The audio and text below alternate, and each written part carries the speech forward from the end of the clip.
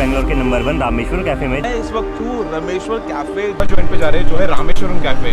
None other than the great famous the Rameshwaram Cafe। Bengaluru के इंदिरा नगर में 12th main road पर स्थित रामेश्वरम कैफे ने अपने साउथ इंडियन फूड को लेकर लोकल्स के बीच तेजी से पॉपुलैरिटी हासिल कर ली है। सिटी में बहुत सारे ट्रेडिशनल ब्रेकफास्ट स्पॉट्स के बावजूद रामेश्वरम कैफे बहुत ही कम समय में सक्सेसफुल हो चुका है। लेकिन सिर्फ यही कैफे इतना पैसा क्यों कमा रहा है? हम आपको 6 यूनिक रीजंस बताएंगे कि आखिर क्यों रामेश्वरम कैफे इतना सक्सेसफुल है, और लास्ट रीजन तो आपके होश ही उड़ा देगा। पहला है इन डेप्थ मार्केट रिसर्च। जब आप रिसर्च के बारे में बात करते हैं तो आपको फाउंडर्स के बारे में भी बात करनी होगी। रामेश्वरम कैफे के को फाउंडर और हेड हैं राघवेंद्र राव, जिनके पास मैकेनिकल इंजीनियरिंग की डिग्री है और फूड इंडस्ट्री में 20 इयर्स से भी ज्यादा सालों का एक्सपीरियंस है। उनकी पार्टनर दिव्या राघवेंद्र राव को फाउंडर और मैनेजिंग डायरेक्टर के रूप में सपोर्ट करती हैं। दिव्या IIM अहमदाबाद से पोस्ट ग्रेजुएशन की डिग्री के साथ एक चार्टर्ड अकाउंटेंट भी हैं और इंडस्ट्री में 12 सालों से अधिक का एक्सपीरियंस रखती हैं। रामेश्वरम कैफे के ओनर्स ने मार्केट का एनालिसिस करने और इसके अंदर की प्रॉब्लम्स और गैप्स को जानने के लिए काफी कोशिश की है। बेंगलुरु, जो कि अपने कई इनक्रेडिबल साउथ इंडियन रेस्टोरेंट के लिए जाना जाता है, इससे ये मालूम चलता है कि हर एरिया में उनकी बराबर पहुंच है। हालांकि ये ऐसा भी नहीं है, क्योंकि कुछ एरियाज में हाई क्वालिटी वाले साउथ इंडियन फूड रेस्टोरेंट मजबूत स्थिति में नहीं है, और इंदिरा नगर ऐसे ही एक एरिया का एक मेन एग्जाम्पल है। जबकि इंदिरा नगर में कई हाइब्रिड रेस्टोरेंट हैं जो साउथ इंडियन और नॉर्थ इंडियन फूड्स का कॉम्बिनेशन रखते हैं, लेकिन वहाँ किसी ऐसे एक्सेप्शनल रेस्टोरेंट की कमी है जो कि ऑथेंटिक और डिलीशियस सिर्फ साउथ इंडियन फूड पर कॉन्सेंट्रेट करते हैं। रामेश्वरम कैफे ने इस अपॉर्चुनिटी को पहचाना और इस रेस्टोरेंट को बनाकर इसका फायदा उठाया है, जो कि स्पेशली ऑथेंटिक और ट्रेडिशनल साउथ इंडियन फ्लेवर की डिमांड्स को पूरा करता है। दूसरा है लोकेशन। मैकडोनल्ड्स और ऐसे अदर QSR से इंस्पायर्ड होकर रामेश्वरम कैफे ने इंदिरा नगर की यूनिक स्पेशलिटीज को देखते हुए अपनी स्ट्रेटेजी को अपनाया। उन्होंने स्ट्रेटेजिकली हाई फुटफॉल्स वाले कमर्शियल लोकेशन को चुना, क्योंकि इन एरियाज में ज्यादा नंबर्स में कस्टमर्स अट्रैक्ट होते हैं, और ऐसा करते हुए उन्होंने एक ऐसे मार्केट में एंटर किया जहां कस्टमर्स हाई क्वालिटी वाले साउथ इंडियन फूड के लिए हाई प्राइस पे करने को तैयार थे। Now wait a minute, what is QSR? QSR का मतलब होता है क्विक सर्विस रेस्टोरेंट। एक ऐसा रेस्टोरेंट जहां fast service, casual atmosphere, limited sitting और एक फोकस्ड मेन्यू होता है। QSR ट्रेडिशनली डोमिनोज और बर्गर किंग जैसे ब्रांड्स के साथ वेस्टर्न फास्ट फूड कैटेगरी के थे, लेकिन इन इनोवेटर्स ने पूरे पैटर्न को ही चेंज कर दिया। उन्होंने एक ऐसे डेमोग्राफी को टारगेट किया जो घर के खाने को बहुत मिस करते हैं, और वो भी मिनिमम वेट टाइम के साथ। और स्ट्रेटेजिकली ऐसे लोकेशन को चूज करने का बहुत ही इम्पोर्टेंट डिसीजन था, क्योंकि वो स्विगी और जोमेटो डिलीवरीज पर डिपेंडेंट नहीं करते थे। नंबर 3 है only walk in and no deliveries. Rameshwaram cafe ने स्विगी और जोमेटो जैसे पॉपुलर फूड ऑर्डरिंग ऐप के थ्रू डिलीवरी सर्विस नहीं देने का फैसला किया है। इसके बजाय उन्होंने पूरी तरह से वॉक इन कस्टमर्स की डिमांड पर फोकस किया है, जिसके परिणाम स्वरूप एक बहुत बड़ा लोकल कस्टमर बेस तैयार हो चुका है। इनका ये डिसीजन उन्हें दूसरे फेमस रेस्टोरेंट से अलग करता है, जो अपने बिजनेस के लिए ऑनलाइन फूड ऑर्डरिंग प्लेटफॉर्म्स पर बहुत डिपेंडेंट हैं। इससे लोग खाना खाने के लिए अंदर आना चाहते हैं, जिससे ये पता चलता है कि यहाँ हर समय इतनी भीड़ क्यों रहती है। अब जहाँ भीड़ ज्यादा होती है तो नेचुरली दूसरे लोगों को देखने की क्यूरियोसिटी होती है कि आखिर वहाँ हो क्या रहा है। और चूंकि यहाँ एक बिजी रोड है और कैफे की रीच भी काफी अच्छी है, इसलिए कोई भी कस्टमर आसानी से अंदर आ सकता है और एक डोसा खा सकता है। और जब एक बार वो अंदर आ गए, वो इस डिलीशियस फूड के दीवाने हो जाते हैं और फिर अधिक खाने के लिए वापस आना बंद नहीं करते। और जब कस्टमर दोबारा वापस आते हैं तो वो कैफे मेक श्योर करता है कि उन कस्टमर्स को सेम एक्सपीरियंस दें जो उन्होंने पहली बार में दिया था। नंबर 4 है कंसिस्टेंसी। साल के किसी भी दिन रामेश्वरम कैफे विजिट करना कंसिस्टेंटली एक्सीलेंट एक्सपीरियंस की गारंटी देता है, चाहे वो पोर्शन साइज हो, फूड क्वालिटी हो, टेस्ट हो या फिर ओवरऑल डाइनिंग एक्सपीरियंस। ये कैफे हमेशा कंसिस्टेंसी मेंटेन करके रखता है। उन्होंने कंसिस्टेंट और स्टैंडर्ड सर्विस मेंटेन करने के लिए बहुत सारे मेजर्स इम्प्लीमेंट किए हैं।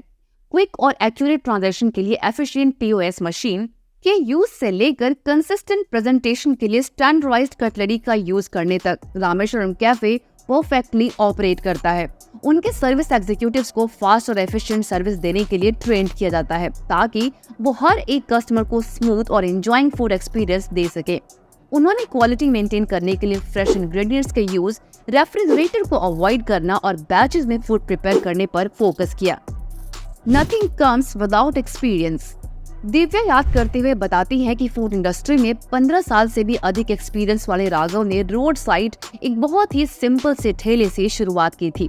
स्टार्टिंग में बहुत से चैलेंजेस फेस करने के बावजूद और बिना फैमिली सपोर्ट के वो लगे रहे और बहुत सारे अलग अलग रेस्टोरेंट में काम करके एक्सपीरियंस गेन किया, जिसमें कैशियर, क्लीनर, काउंटर बॉय और ली मेरिडियन में मैनेजर के रोल्स में उन्होंने काम किया। राघव ने दूसरे लोगों के साथ मिलकर एक स्मॉल रेस्टोरेंट वेंचर स्टार्ट करने की भी कोशिश की थी, लेकिन ये सक्सेसफुल नहीं रहा। इसी दौरान एक चार्टर्ड अकाउंटेंट के रूप में दिव्या उनसे मिली और बिजनेस मैनेज करने के लिए फाइनेंशियल एडवाइसेस दी। जैसे कि भाग्य को मंजूर था, राघव का पिछला रेस्टोरेंट बिजनेस इवेंचुअली खत्म हो चुका था, जिसके कारण उन्हें एक नई रेस्टोरेंट चेन शुरू करने के लिए दिव्या की मदद लेनी पड़ी। वो पिछले गलतियों से सीखने और नई शुरुआत करने के लिए डिटरमाइंड थे। एक एस्टैब्लिश्ड सीए करियर के बावजूद दिव्या ने एक नया रेस्टोरेंट वेंचर स्टार्ट करने के लिए राघव के साथ जुड़ने और हाथ मिलाने का फैसला किया। जो चीज वास्तव में सबसे अलग है वो है उनके पास सभी ब्रांचेस में एग्जैक्ट टेस्ट, सर्विंग मेथड और ओवरऑल एक्सपीरियंस देने का उनका कमिटमेंट। चाहे आप पौड़ी इडली को जेपी नगर ब्रांच या इंदिरा नगर के ब्रांच से ऑर्डर करें, आप हर बार सेम टेस्ट की उम्मीद कर सकते हैं। टेस्ट और सर्विस में यूनिफॉर्मिटी बनाए रखने के लिए ये समर्पण, एक्सीलेंस और कस्टमर सेटिस्फेक्शन के लिए रामेश्वरम कैफे के डिटरमिनेशन का प्रमाण है। ऐसी कंसिस्टेंसी मेंटेन रखने के लिए ये इम्पोर्टेंट है कि छोटा मेन्यू बना कर रखें ताकि वो स्मॉल सेट ऑफ आइटम्स पर फोकस्ड हो सके। नंबर 5 है शॉर्ट मेन्यू। रामेश्वरम कैफे ने खाने के ट्रेडिशनल साउथ इंडियन तरीके से प्रेरणा लेते हुए लेस इज मोर फिलॉसफी को अपनाया। लगभग 6 स्मॉल कंसाइज मेन्यू के साथ उन्होंने सिंप्लिसिटी और ऑथेंटिसिटी की कला में महारत हासिल कर ली है। प्राइमरी मेन्यू इडली, डोसा और खार बात जैसे क्लासिक साउथ इंडियन फूड के आसपास घूमता है और हर एक फूड आइटम को घी के साथ तैयार किया जाता है। इन डिशेस के साथ एक्स्ट्रॉर्डिनरी चाय और फिल्टर कॉफी भी ऑफर करते हैं, जो कि एक कंप्लीट साउथ इंडियन एक्सपीरियंसेस को पूरा करते हैं। रामेश्वरम कैफे लिमिटेड डिशेस को ऑफर करके अपने शेफ्स को इस बात के लिए अलाउ करता है कि वो अदर फूड रेस्टोरेंट में ज्यादा डिशेस के ऑप्शंस में एफर्ट्स लगाने के बजाय स्मॉल नंबर ऑफ डिशेस की क्वालिटी पर फोकस करे।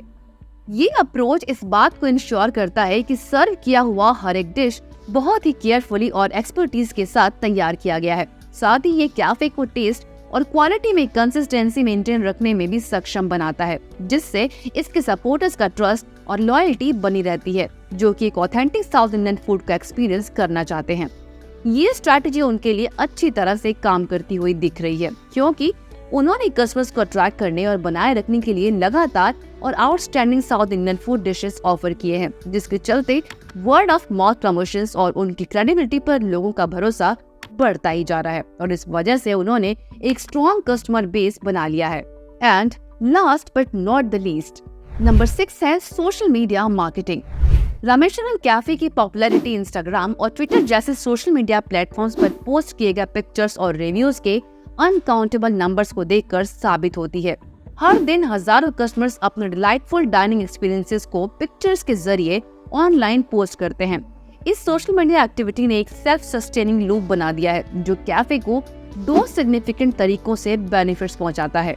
पहला है, लगातार सोशल मीडिया पर शेयर किए जाने वाले फोटोज से रामेश्वरम कैफे की फ्री में एडवर्टाइजिंग हो जाती है।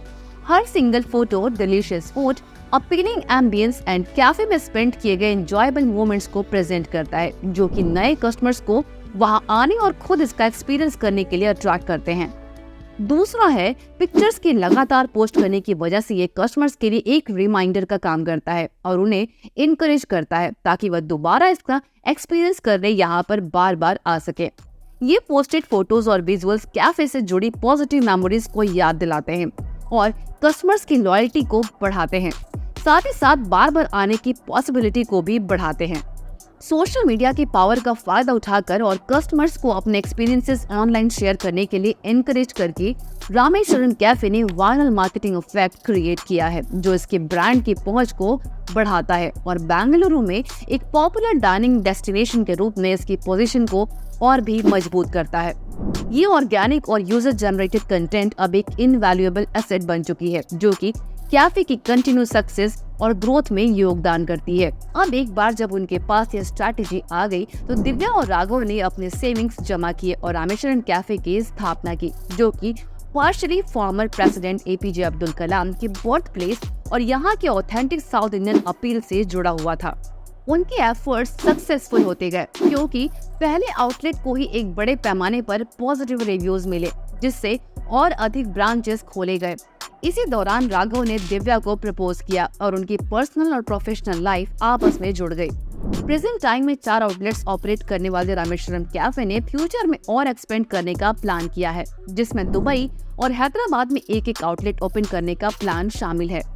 700 एम्प्लॉयज की वर्कफोर्स के साथ कंपनी का नेक्स्ट 5 इयर्स में साउथ इंडिया, नॉर्थ इंडिया और यहाँ तक कि इंटरनेशनल लेवल पर भी इसे एक्सपेंड करने का एम्बिशियस टारगेट है। हालांकि एग्जैक्ट सेल्स फिगर्स डिस्क्लोज्ड नहीं है। दिव्या बिना नंबर्स बताए इस बिजनेस को सक्सेसफुल मानती हैं। एक कॉन्फिडेंट स्माइल के साथ दिव्या रामेश्वरम कैफे की प्रॉस्पेरियस जर्नी पर अपना सेटिस्फैक्शन व्यक्त करती हैं। To be very honest, I don't even look at what is the turnover you've done previous day or last week. Only look at once in a month, just to make sure everything is fine.